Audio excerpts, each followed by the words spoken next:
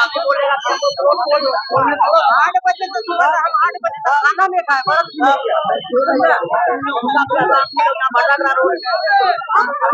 अब पुलिस लगा रुपया खा के बैठल है।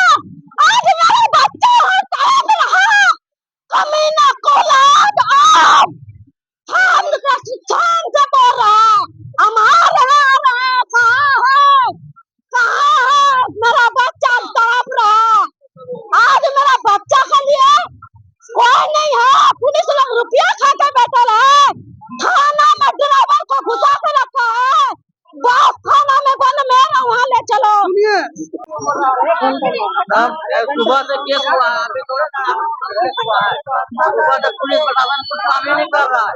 अभी बोलेगा तो 8 बजे तो सुबह हम 8 बजे तक खाना नहीं खाए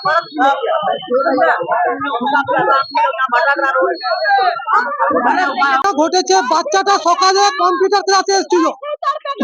বাচ্চাটা সকালে কম্পিউটার ক্লাসে এসেছিল, আসার পর একটা গাড়িওয়ালা মদ খেয়ে চালাচ্ছিল না কি চালাচ্ছিল, বাচ্চাটা অ্যাক্সিডেন্ট হয়ে গেছে। অ্যাক্সিডেন্ট হওয়ার পর বাসটা নিয়ে গেছে থানাতে, ড্রাইভার চলে গেছে ওইখানে। বাচ্চা যখন এখানে হসপিটালে আনার পর অন্য জায়গায় রেফার করে, আমরা পুলিশের ওখানে গেলাম। বাসের যে মালিক উনি বলেন আমরা পুরো দায়িত্ব নেবো, যা মেডিকেলে খরচা আসবে সেটা সবকিছু দেবো। বলে ঠিক আছে কোনো ব্যাপার নেই। তারপর হলো কি যখন ভর্তি করে দিলাম উনি ফোন সুইচ অফ করে দিল।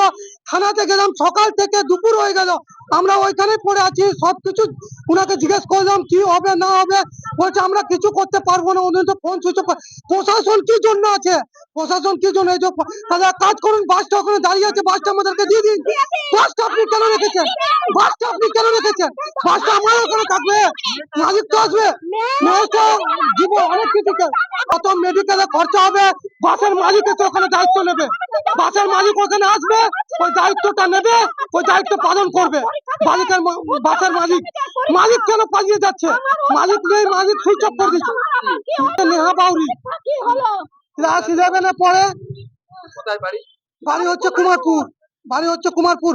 অনেক কষ্ট করে আজ এদিক ওদিক করে 1 লাখ টাকা জমা দিয়েছে। বাবা এরকম দিন মজুরি কাজ করে, ঠিক আছে, 1 লাখ টাকা ধার দেনা করে এদিকে ওদিকে কষ্ট করে জোগাড় করে আজকে দিয়েছে।